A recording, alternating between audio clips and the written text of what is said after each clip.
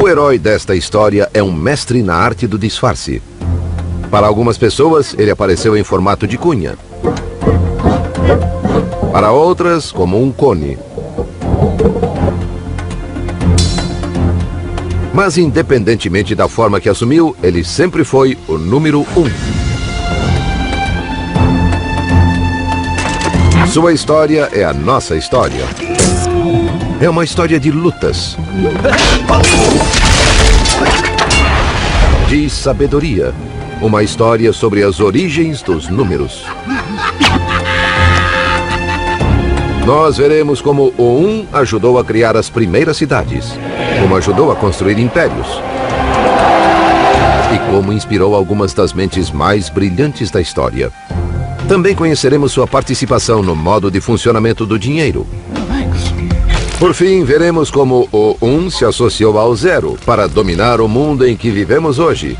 O mundo digital que funciona com uns e zeros. These words that I'm now speaking were first written down on my computer using a code of ones and zeros. Even my image coming into this digital TV has been sent through the ether as a series of ones and zeros.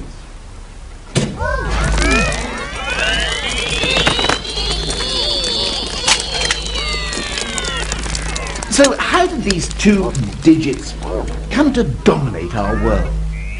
They didn't always. In fact, for most of human history, zero simply didn't exist. It's one that really counts. A história do número 1. Então, de onde veio o 1? Bom, sua história começa no início dos tempos, há 3.042.659.000 anos. Desde o dia em que o primeiro 1 se libertou da sopa primordial e alcançou terra firme e seca.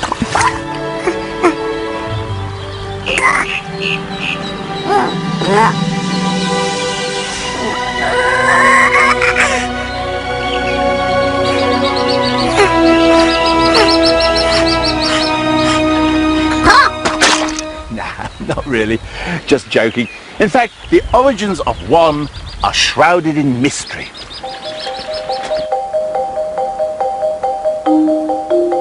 Trata-se de um mistério que somente nossos mais remotos ancestrais poderiam esclarecer. A certa altura, um deles deve ter sido o primeiro ser humano a utilizar o 1 para fazer uma contagem. Mas quando? Ever since man could make marks on bones, he's been, well, making marks on bones. But what about the fellow who scratched marks like this 150,000 years ago? Is it possible that he could have been counting? Could these scratches represent a series of ones? Well, the experts tell us that, giving due weight to the scientific and archaeological evidence, they haven't a clue. O que eles já sabem ao certo é que o 1 é muito mais novo do que nós.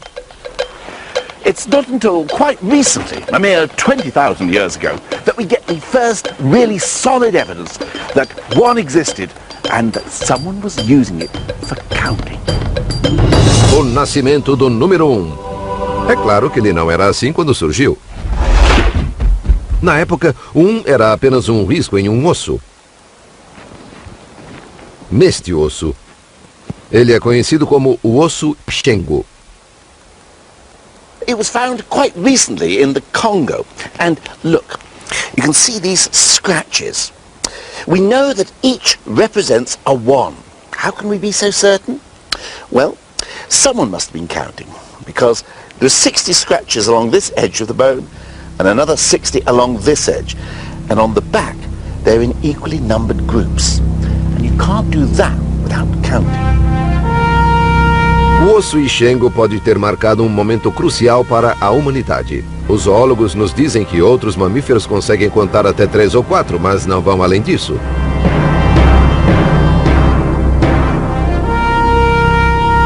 Transformando o 1 em um risco, nossos ancestrais foram capazes de contar até 4, 5 ou 6, se fossem sujeitos bem espertos. Na verdade, podiam contar o número de uns que quisessem.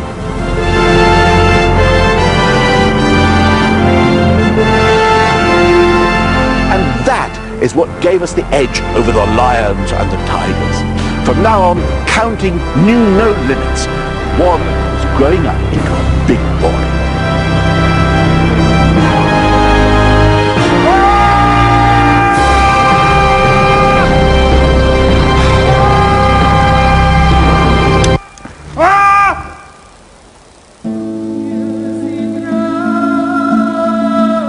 Nessa mesma época, os seres humanos estavam deixando a faixa da pobreza.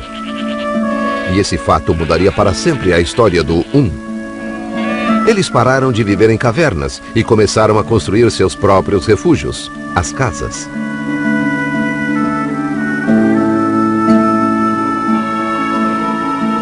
O próximo grande evento na vida do número 1 aconteceria na antiga civilização dos Sumérios no Oriente Médio, perto do ano 4000 a.C. Aí está. Around this time, the people of Sumer decided to give one his independence. They stopped scratching him on a bone and set him free by representing him as a token. Essa transformação mudou não apenas a vida do 1, mas o curso da história.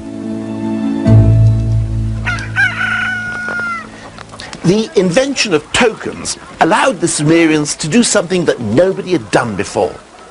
If you add notches to a stick or a bone, you can do just that, add.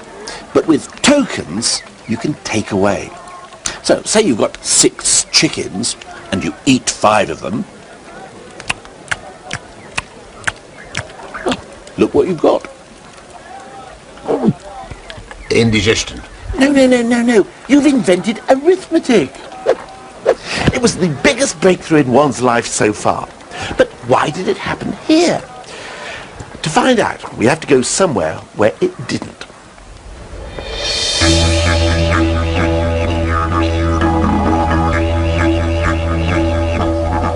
Conheça os Walfris do interior da Austrália.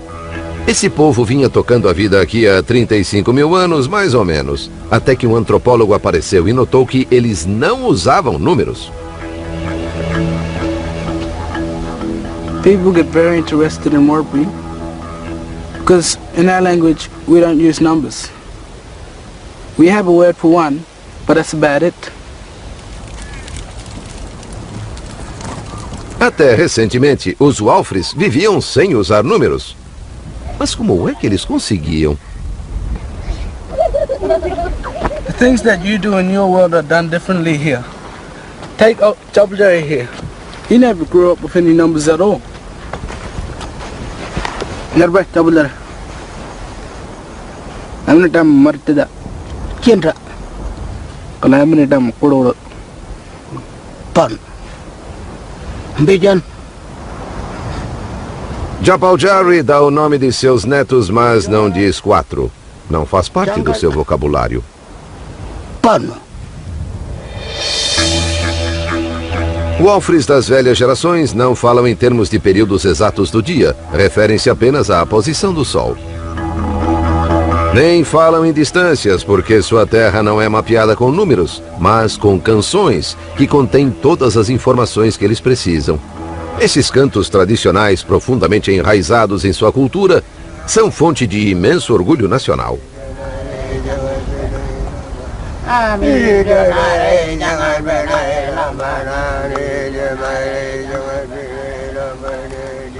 O fato é que na tradicional vida Walfri, eles não precisam de um sistema numérico, tampouco de aritmética. Então, por que do outro lado do mundo, 6.000 anos atrás, o povo da Suméria sentiu a necessidade de transformar o 1 em um cone e inventar a matemática?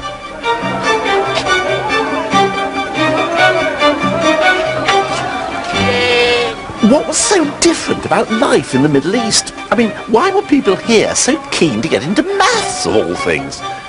Maybe it was because there were so many people living in the same place.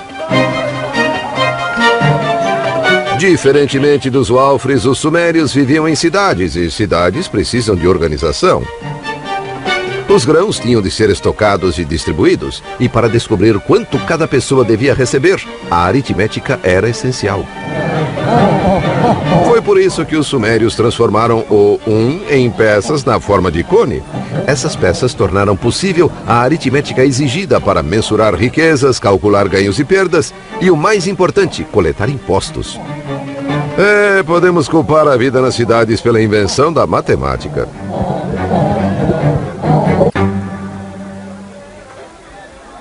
The ability to do arithmetic wasn't the only thing the Sumerians needed for their civic programs. They also needed to be able to keep a permanent record of their calculations. But hold on, the written word hasn't been invented yet. Numbers, it seems, were the world's first writing. Aconteceu assim. Números específicos de peças eram colocados em envelopes de argila por segurança. Os envelopes eram então fechados. Mas após fechar o envelope, como você se lembraria de quantas peças ele continha? Tinha um probleminha aí. Mas espera um pouco. Pegava-se outra peça para fazer marcas no envelope.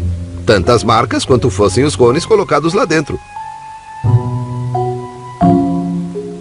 Então, alguma mente brilhante percebeu que o envelope não era necessário. Na verdade, nem os cones eram. Bastava simplesmente fazer as marcas diretamente em um tablete de argila e pronto. Tinha-se o registro dos números. A noção de escrita havia nascido. Os matemáticos sumérios já conseguiam manter registros permanentes de seus cálculos que podiam se tornar mais complexos do que nunca. Poucas pessoas eram iniciadas nos mistérios dos números, e elas eram treinadas desde a infância. Tornaram-se uma elite poderosa e muito bem paga que até hoje nós valorizamos. Isso mesmo. O maior presente dos sumérios para o mundo foi o reverenciado contador.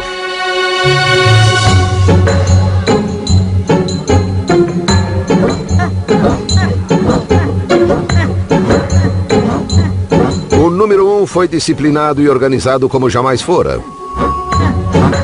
Tornou-se uma ferramenta poderosa que podia ser usada, por exemplo, para construir impérios. Exatamente o que aconteceu com o número 1 em sua encarnação seguinte. O número 1 se torna uma medida.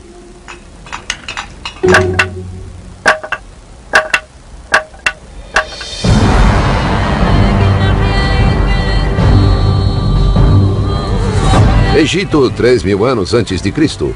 Nas mãos dos sumérios, o 1 havia se tornado parte de um complexo sistema de contagem. Os egípcios iriam estender seus talentos ainda mais.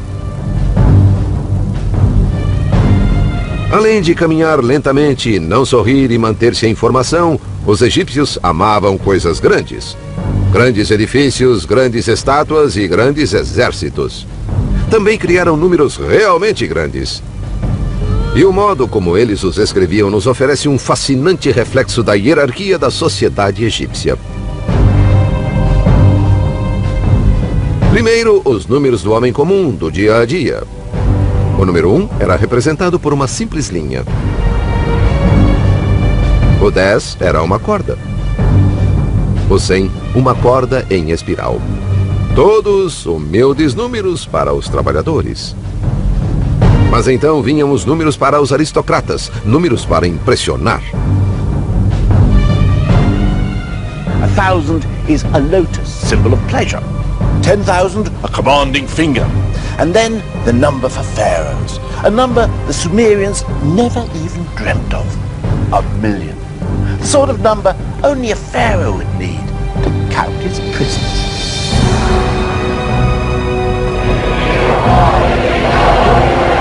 Era o primeiro 1.000.000 da história. E o símbolo que eles usaram foi o de um prisioneiro implorando perdão. Ou será um contador implorando para não ter de contar mais prisioneiros? De qualquer modo, o número 1 nunca esteve tão ocupado. But one had another job the Egyptians wanted it to do. Perhaps the most important job of all. Eles precisavam que o número 1 ajudasse no canteiro de obras. Os egípcios eram construtores entusiasmados e davam muito valor à beleza. Mas é impossível criar belos edifícios sem medir com precisão. E não dá para medir com precisão sem saber qual é a sua unidade. Ou seja, o que você quer dizer quando se refere ao 1. Para resolver esse problema, os egípcios fariam algo que ninguém fizera antes. Definiriam sua própria versão do número 1. Ela se baseou no comprimento do braço de um homem, do ombro à ponta dos dedos, mais a largura de sua mão. O número 1 passou a ser conhecido como cúbito, a medida para todas as coisas. A incontestável régua.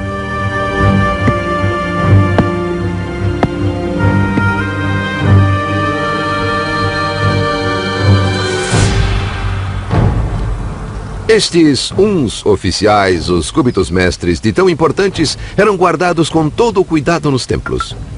Faziam-se cópias deles que eram então distribuídas para que em todo o império, em qualquer projeto em construção, todos soubessem o que se queria dizer com 1. And with this simple measuring stick, the Egyptians were able to complete their vast construction projects with astonishing accuracy. Se o número 1 não tivesse se tornado o cúbito, algumas maravilhas do mundo poderiam ser, um pouco menos maravilhosas.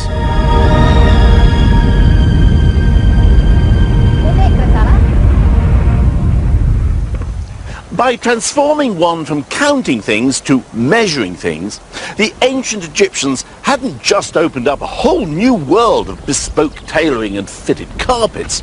They had made one the measure of all things. One had become the ruler. But its destiny was even more special. One was about to become the essence of the universe.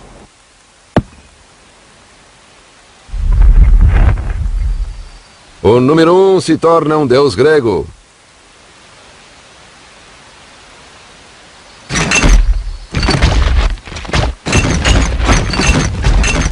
It all began about 2,500 years ago in ancient Greece, or modern Greece as it then was, because of a chap by the name of Pythagoras. Pythagoras. Did he have a theory or something? The square of the hypotenuse in a right-angled triangle is equal to the sum of the... That's right, Pythagoras' theorem. Bit of a bore, I never quite understood it. Well, actually, I think that Pythagoras was a pretty interesting bloke. Oh, yeah? He had a school in which all his pupils had to give up their worldly possessions, eat only vegetables, and swear never to touch beans. Why on earth not? Pythagoras believed that when you fart, a bit of your soul escapes. Amazing what you learn in schools nowadays, isn't it? É verdade que Pitágoras tinha lá suas maluquices. Ele estudou no Egito, no Oriente Médio, e quando voltou para casa formou sua escola vegetariana de matemática. Lá dedicou-se a explorar as maravilhas e mistérios contidos nos números. Pythagoras was the first man to come up with the idea of odd and even numbers, and he gave them sexes. One was male, two was female, and so on. Ele também gostava muito de números inteiros, coleções de uns. Percebeu que certos números inteiros assumiam formatos agradáveis. O 3 formava um triângulo, o 4 um quadrado, 1 mais 2 mais 3 mais 4 criavam o 10, que formava um triângulo mágico. Pitágoras também estava convencido de que o 1 acabaria ajudando a explicar uma das principais dúvidas filosóficas da época. The Greek philosophers were forever trying to find out the one thing that everything is made of. One philosopher said everything's made of fire, another air, another water. Pythagoras said that everything was made of numbers, including music. To find out what Pythagoras meant, I've come to the Waterbury Garden Centre in Oxfordshire. Oh, thank you very much. All I need now is a mathematician. Oh, I'm a mathematician. Oh, what a bit of luck. But if you want to find out about Pythagoras, music and maths, we're going to need some pots of rather different sizes. Good Lord. Perfect. Pythagoras wanted to understand why certain combinations of notes sounded so beautiful and harmonious. So if we play a pot, we get a note, la. But if I combine it with the note of this pot, la, it's rather a bad combination. Let's listen to them together. Yes, that doesn't work at all, does it? But if I play this pot here, la, la, that's a beautiful combination. Let's hear them together. But why is it such a beautiful combination? And the answer is mathematics. The relationship between the weights of these pots is in a perfect 1-to-2 relationship. And it's that combination of whole numbers which makes this such a nice sound. As opposed to the first pot, it's a sort of a 1 to 1.264, not a nice whole number relationship, which is causing the bad sound. So Pythagoras is saying that the harmonies are combinations of whole numbers. That's right. Numbers that are collections of ones. Pythagoras realised that these whole numbers are really why things sound so beautiful, and it excited him so much he realised that really mathematics was the base of everything, that it would explain musical harmony and the cosmos, and this is why he coined the phrase the music of the spheres. So, shall we? Oh, I don't see why not, yes.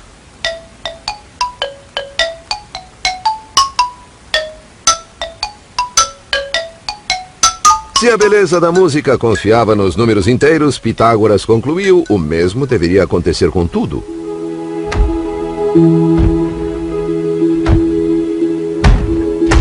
E como os números inteiros são coleções de uns, o 1 devia ser a matéria essencial de que o universo é construído.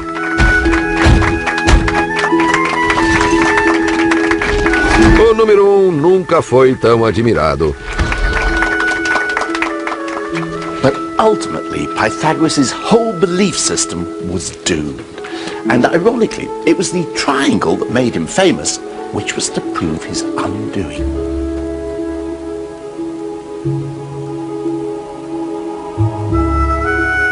Se o número 1 estava no centro de tudo, também deveria estar na essência de todos os triângulos, até mesmo do triângulo retângulo com dois lados iguais.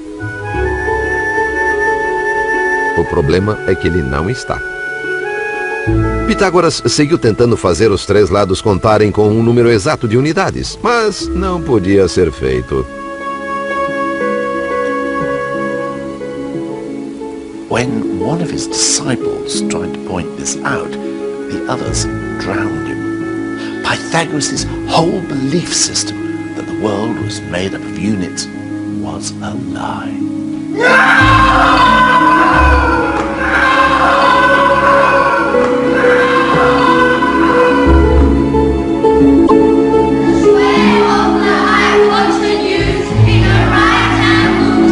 Pobre Pitágoras, derrotado por sua forma geométrica favorita. O 1, porém, estava prestes a embarcar em uma nova carreira, só que antes teria de se tornar um pouco menos real.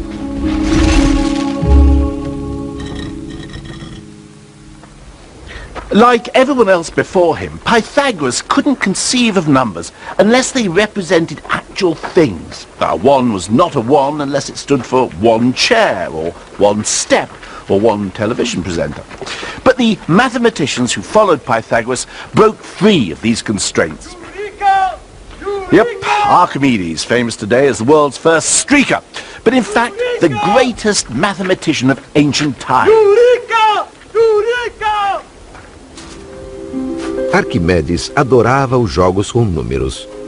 Elevou a matemática ao reino do inimaginável, porque nesses jogos ele permitia que os números fizessem coisas impossíveis, que descobrissem, por exemplo, quantos grãos de areia seriam necessários para encher o universo.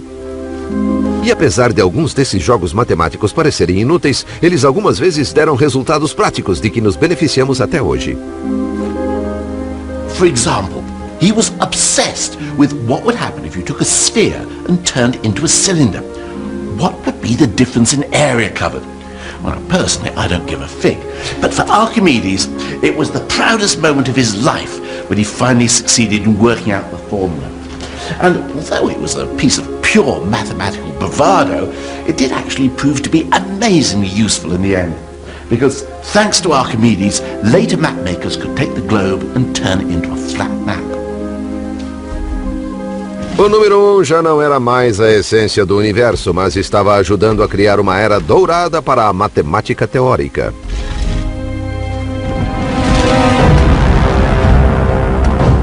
Uma nova força, porém, estava conquistando o mundo. E o 1 estava prestes a ser dominado por um povo com uma obsessão bem diferente.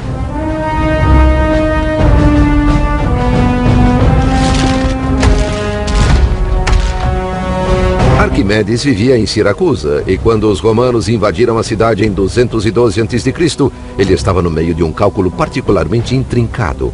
Na verdade, estava tão envolvido que tudo o que conseguiu dizer foi: imploro que não perturbem este momento. Talvez não tenha sido uma atitude sábia. It was the end of theoretical mathematics in the classical world. The Romans weren't interested in airy-fairy abstractions like how to calculate the weight of all the goats who ever lived. They were interested in power. Gostando ou não, o número 1 agora era um servo de Roma. Precisou deixar para trás o mundo da matemática abstrata e passar a lidar com preocupações mais práticas. O número 1 vai para o exército. Ele se tornou a espinha dorsal do mundo romano, enquanto os romanos o usavam para impor uma rígida organização numérica em seu exército. Havia 10 homens por seção. E 10 seções com 10 homens eram chamadas de uma centúria. 2 centuries were called a manipulus, which means literally a handful, which I imagine 200 Roman soldiers probably were. Até as punições eram pensadas em termos numéricos. Se a legião sofresse uma derrota humilhante, toda ela seria dizimada, no sentido da palavra decimare em latim. Fosse qual fosse a culpa individual, um soldado em cada 10 era sacrificado.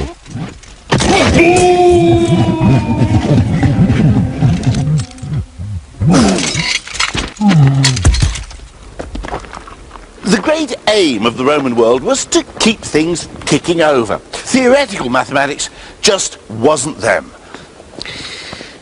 Mark you, I'm not surprised. I mean, the Roman numerals don't exactly make it easy, do they? I mean, look at them. They're just an elaboration of the old notches on a bone. The only sophistication being new symbols as the numbers get more unwieldy.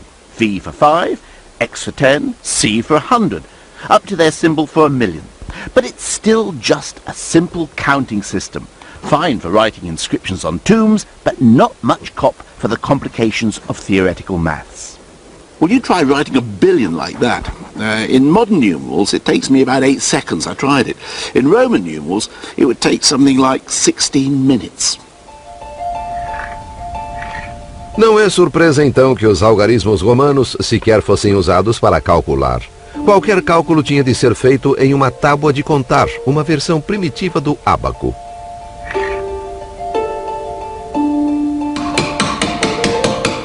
Os numerais em si eram apenas usados para registrar os resultados.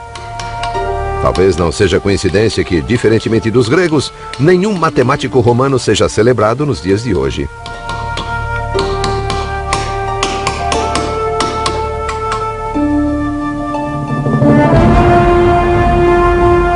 Enquanto o poder de Roma se espalhava, o mesmo acontecia com seu sistema numérico. Ao longo dos 500 anos seguintes, toda a Europa, da Espanha à Turquia, caiu sob o controle romano. E mesmo quando o Império começou a ruir, seus numerais continuaram em pé. Mas apesar de o sistema romano parecer indestrutível, ele não era. Seu nêmesis veio do Oriente, para ser mais preciso, da Índia, no ano 500 depois de Cristo. Ou mais ou menos isso.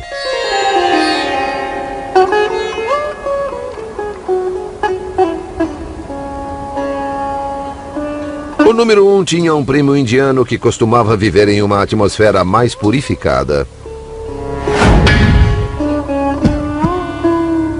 Ou iluminado. Os indianos pareciam se preocupar menos com a organização militar e mais em renunciar ao mundano e alcançar a iluminação. Mas o Nirvana não estava logo ali dobrando a esquina. Para alcançá-lo, era necessária uma jornada muito, muito longa que levava muito, muito tempo. E a fim de compreender essa ideia, os indianos criaram números estupendamente grandes.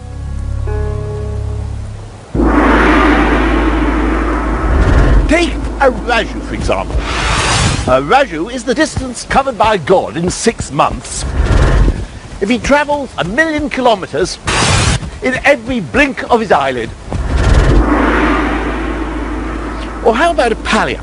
A pallium is the length of time it would take me to build a cube of lamb's wool 10 kilometers high, if I were to lay one strand every century. Here's one I made earlier.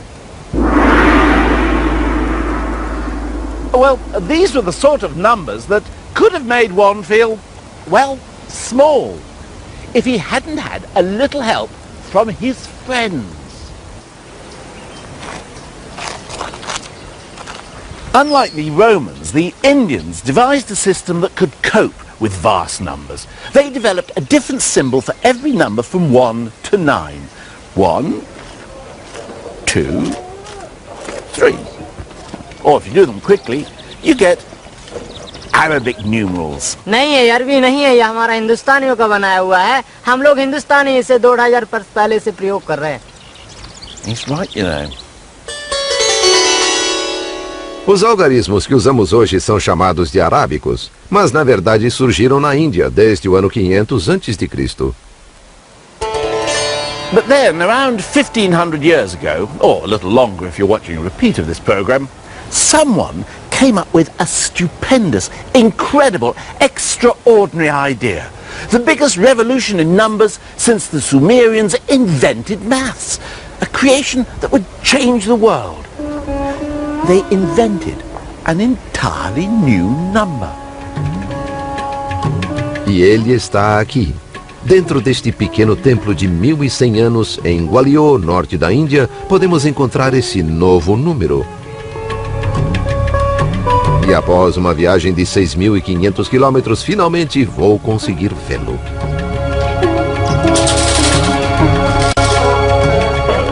Nick, it's locked.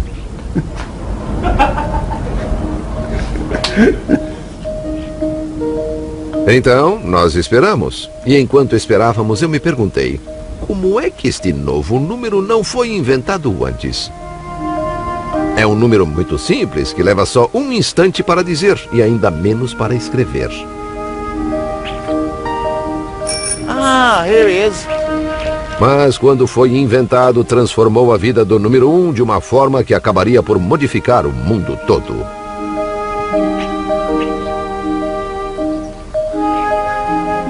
Here we are.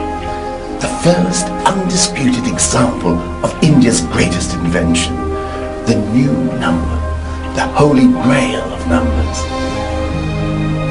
0. For the first time in human history, someone had made nothing a number. A inscrição diz que um jardim foi plantado para produzir flores para o templo. E a fim de garantir que haveria flores suficientes, o jardim deveria ter a medida de 187 por 270 astas, cerca de 8 hectares. Well, while the Romans were using numbers to record their conquests and count dead bodies, these people were using them to make sure they had adequate supplies for their flower arrangements. Well, you might say, what's all the fuss about? I mean, what's so wonderful about inventing a symbol that means nothing? I mean, if somebody asks me how much I've got in my hand, I can just say, well, I haven't got anything in my hand. I don't need a 0 to do that. Bom, o 0 por si só não seria nada, é óbvio. Mas quando você reúne o 0 e o 1, a mágica começa a acontecer.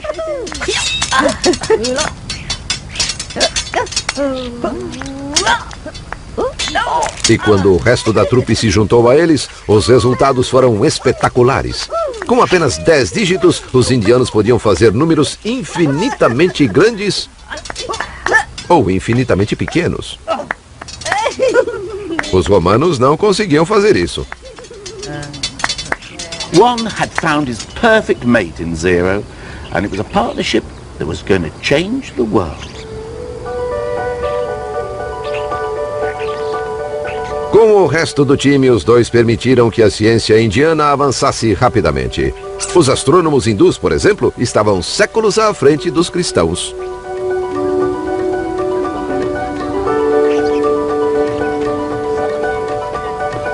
Indian scientists worked out that the Earth spins on its axis and that it moves round the sun. Something that over in Europe, Copernicus wouldn't figure out until 1,000 years later. Cientistas indianos também calcularam o diâmetro do globo e erraram em menos de 1% da medida correta. Tudo isso foi possível por conta do 1, do 0 e do resto da trupe de inúmeros artistas. Eles eram uma sensação, e sua fama logo começou a se espalhar pelo planeta. Um conflito com os algarismos romanos estava fadado a acontecer cedo ou tarde, mas por algum tempo, o número 1, o 0 e seus amigos vagaram pelos desertos da Arábia para chegar a uma das sociedades mais sofisticadas da época, onde hoje fica o Iraque. Bagdá, ano 762. Mate sua velocidade, não seu camelo. Quando o Islã tinha pouco mais de 100 anos de idade, Bagdá era controlada pelo grande califa Al-Mansur. O califa queria que seu povo vivesse segundo o Alcorão, então mandou que tribunais e juízes aplicassem as leis do profeta.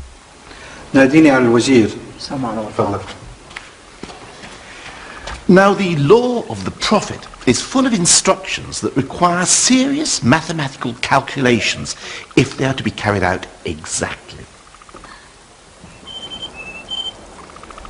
For example, unlike Christianity, the Quran insists that women share in any inheritance. The book says there is a share for men and a share for women, each share depending on the number of other relatives and their relation to the deceased.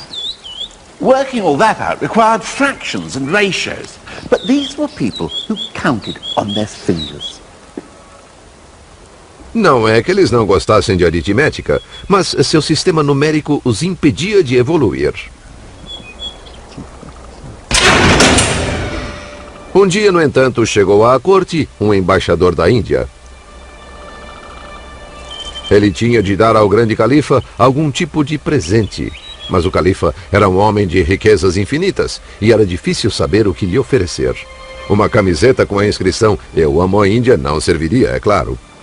Mas o embaixador pensou muito no caso e decidiu dar ao califa o melhor presente que pôde imaginar: a beleza dos números.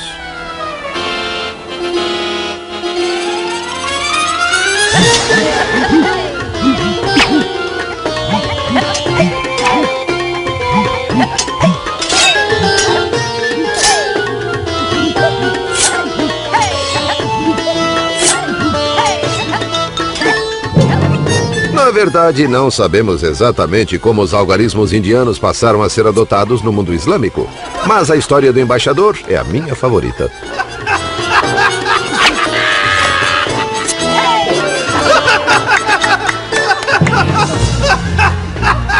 What we do know is that Muslim scholars were bowled over by 1, 0 and the rest of the troop.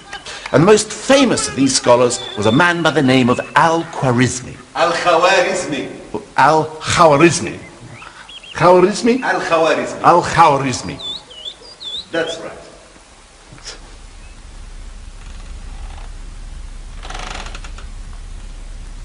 Al-Khwarizmi e seus colegas ensinaram aos numerais artistas uma série de truques novinhos em folha.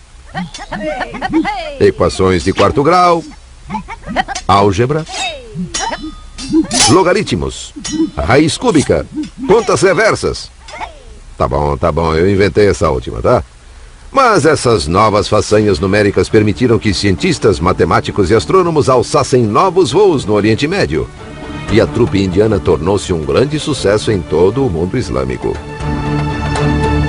Mas do outro lado do Mediterrâneo, o mundo cristão ainda estava preso ao velho e estático exército dos algarismos romanos, que, como eram romanos, não abririam caminho para os novos invasores tão facilmente. Um confronto entre os dois sistemas era inevitável, e quando acontecesse, poderia mudar o destino do mundo ocidental. O número 1 toma a Europa. Argélia. O começo do fim dos algarismos romanos se deu nas praias do norte da África.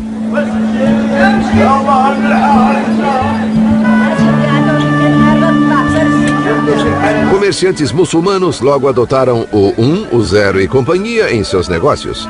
Ao final do século XII, os numerais indianos já eram usados correntemente. E foi no movimentado porto de Bejaia que o jovem filho de um diplomata italiano que trabalhava na Argélia assistiu pela primeira vez àquele incrível espetáculo dos números.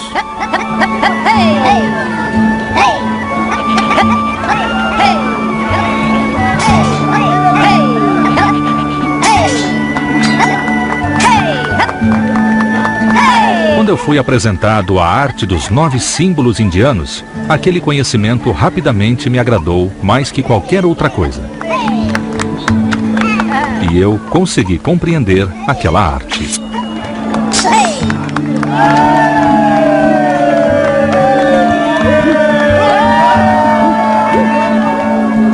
Esse jovem era conhecido como Fibonacci e ficou tão encantado com os numerais indianos que, quando cresceu, decidiu levá-los para casa.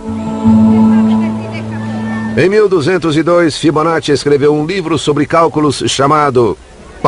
o Livro dos Cálculos. Ele é hoje considerado um dos maiores matemáticos de todos os tempos, e seu livro foi uma espécie de palco para os numerais indianos. Fibonacci wasn't just an ivory tower theorist. Part of his book of calculations was aimed specifically at merchants, showing them how useful Indian numerals could be for, say, calculating their profits. Você pode achar que isso não faria muita diferença, mas nessa época o capitalismo estava começando a tomar o continente europeu. O livro de Fibonacci era leitura obrigatória. Infelizmente, as pessoas comuns se sentiam mais à vontade com os números antigos. Afinal, viveram com eles durante quase 1000 anos. Os antigos algarismos romanos não iriam dar vida fácil para os novatos indianos.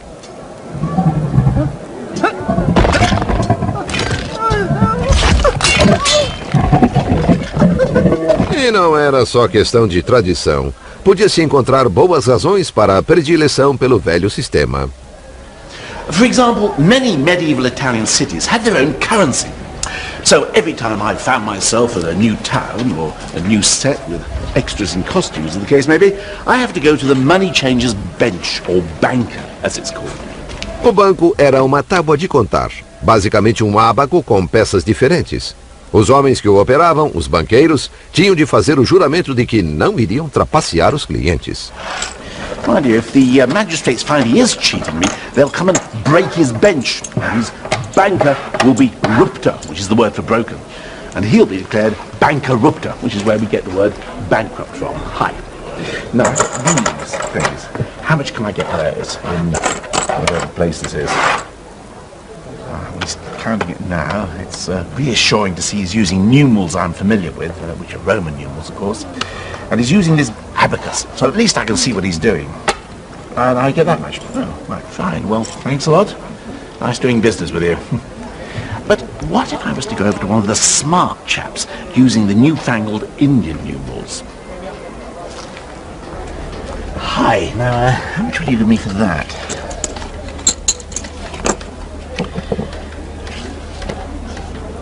Now, you see, this is the problem.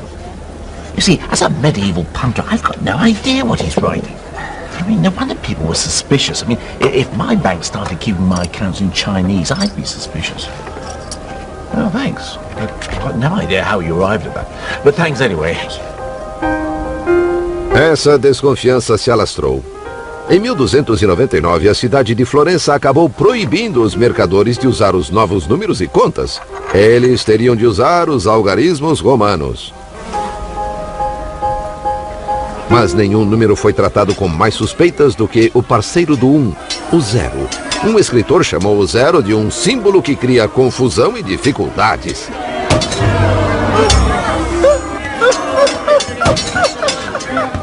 Zero was called cipher, and it was regarded with such suspicion that word became our word for secret code, a cipher.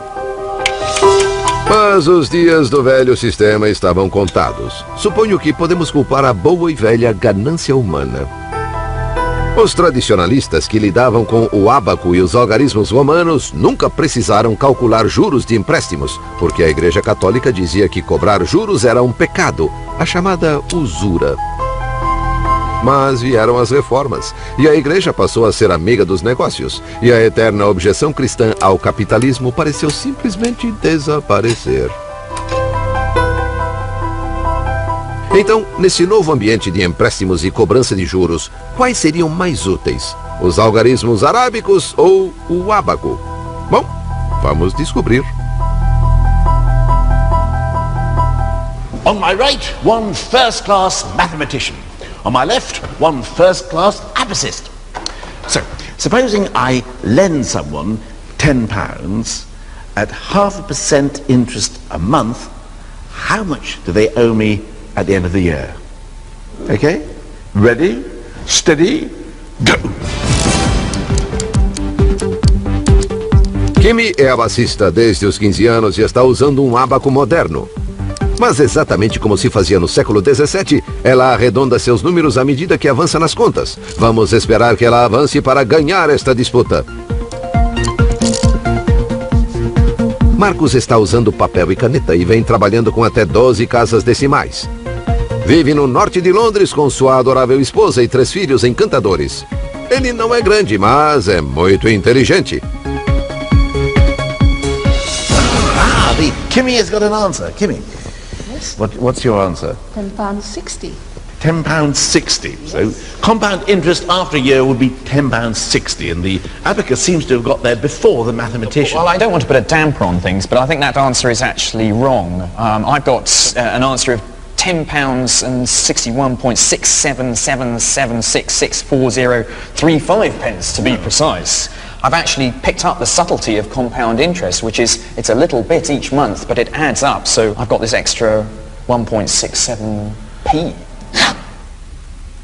Para o homem de negócios medieval, significaria a diferença entre ganhar e não ganhar a vida. Talvez por isso o usuário do ábaco neste desenho pareça tão pobre.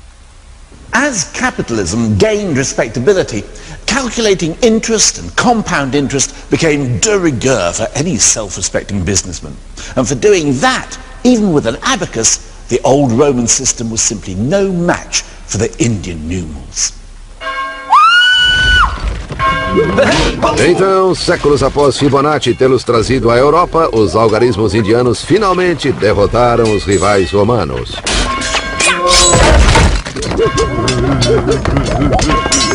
Eles eram rápidos e versáteis, e com o 1 e o 0 à frente mostraram-se melhores no trabalho em equipe.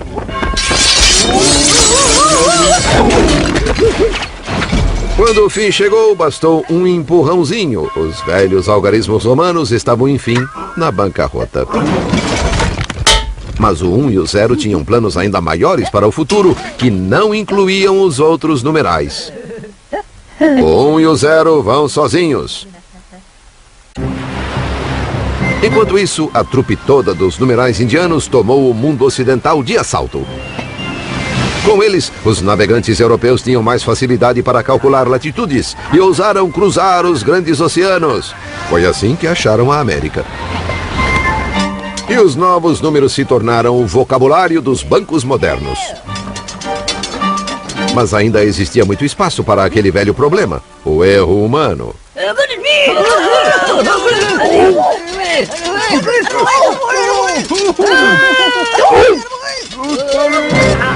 Colombo pensou ter chegado ao Japão, quando na verdade chegara às Índias Ocidentais a meio mundo de distância. Ele cometeu um erro. Acontece com os humanos. Mas o homem estava decidido a mudar isso. Tudo ocorreu por volta do ano de 1600... dá no mesmo.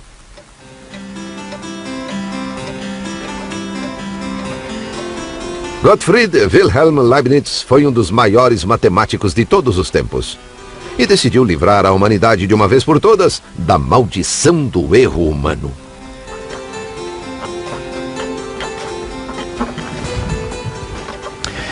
In trying to do this, Leibniz invented something that still affects us every day of our lives. What's more, it's an invention that was to give our old friend Juan the chance to rule the world. Leibniz estava convencido de que podia exterminar o erro inventando uma máquina de cálculo mecânica. E, na verdade, construiu uma usando todos os numerais, do 0 ao 9.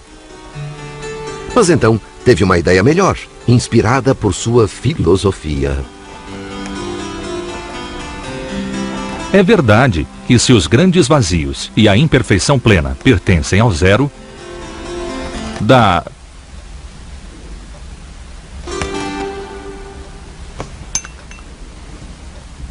Da mesma forma, o Espírito de Deus e sua luz pertencem ao Todo-Poderoso, número 1.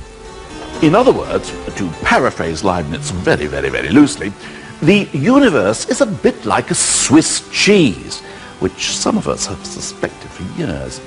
The holes are just as important as the cheese itself.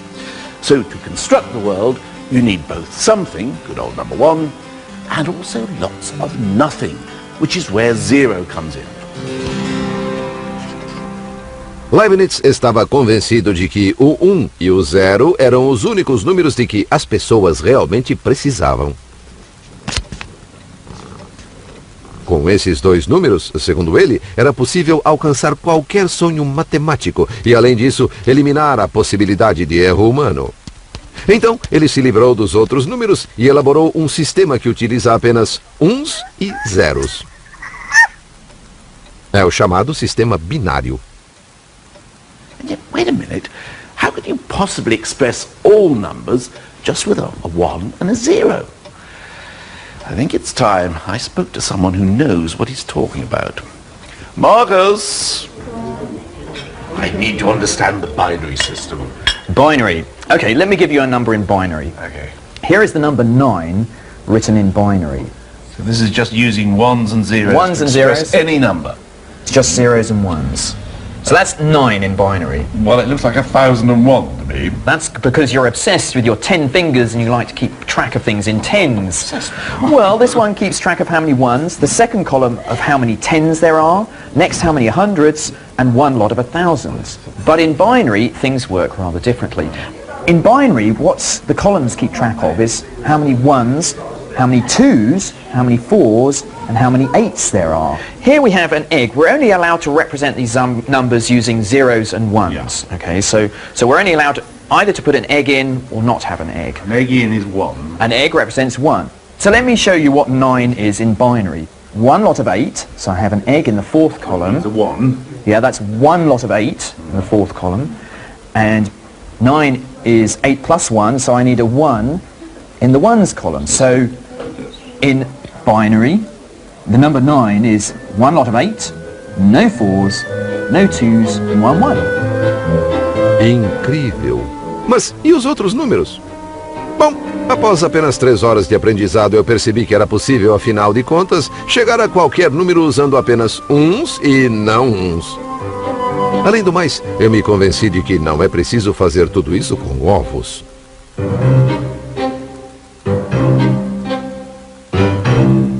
It's a sort of mechanical system. It's very mechanical to add the ones and zeros, and that's why it's perfect for a machine. And a machine doesn't really care too much about how big the numbers get. It can keep track of very long numbers, whilst we're not very good at doing that. What it's interested in is a very efficient way of adding numbers. That's why machines love to put numbers into binary. E Leibniz projetou exatamente essa máquina de binário. Mas ela usava bolas de metais que caíam em buracos em vez de ovos em xícaras.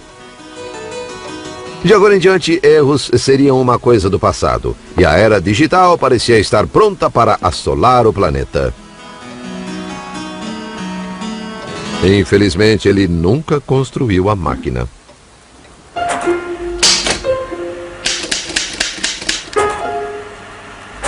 O do zero teriam de esperar mais 265 anos para voltar a ser o foco das atenções.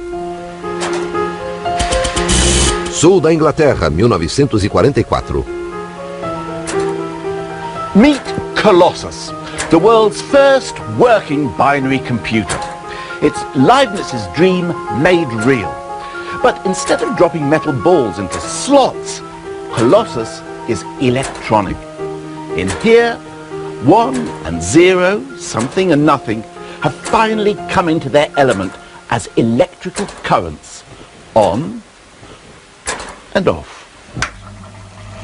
O Colossus foi criado durante a Segunda Guerra Mundial e instalado no Centro de Decodificação Britânico em Bletchley Park. Tem 1.200 válvulas, quilômetros de fios e centenas de componentes mecânicos. Mas exatamente como todos os computadores de hoje, o coração desta máquina são uns e zeros. Em seu formato binário eletrônico, o 0 e o 1 realizavam milhões de cálculos rapidíssimos, o suficiente para decifrar os códigos inimigos antes que os alemães tivessem apontado seus lápis. Thanks to Colossus, the Allies knew what the German messengers said even before Hitler did. And it may be that this extraordinary contraption helped shorten the war by as much as 2 years. A tecnologia que surgiu em Bletchley mudou o nosso mundo para sempre. Você se lembra de todas aquelas razões para usar e entender os números? Fazer cálculos astronômicos, lidar com medidas, fazer a divisão de propriedades? Computadores podem fazer isso. Descobrir percentagens, taxas de câmbio, juros compostos, todos os cálculos que preocuparam e às vezes deixaram perplexas as grandes mentes da antiguidade. Just leave it to computers, and we can all simply be happy ignoramuses, not even knowing whether the answer's right or wrong. And that's got to be a good thing, isn't it?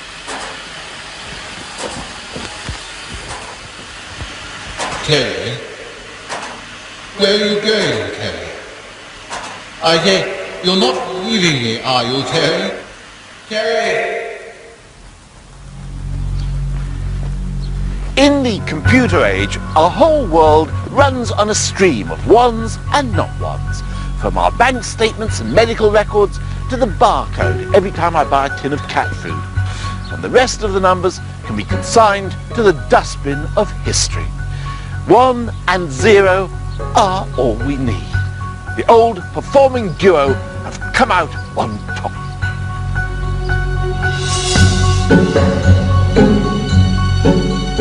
Let's just hope we can control the little blighters.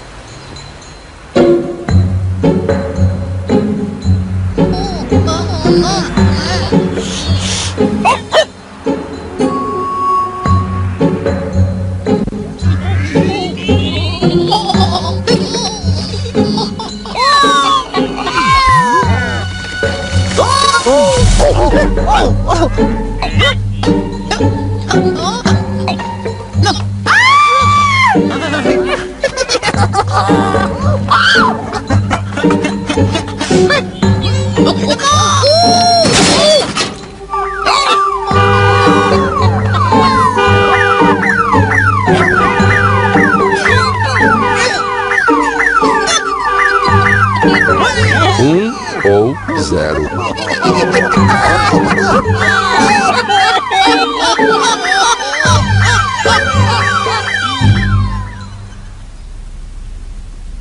Well, I thought I was rather good, didn't you? I thought you were marvelous. Sublime. I wish they'd kept my And the astronomy food was seat. just terrible. Anyone.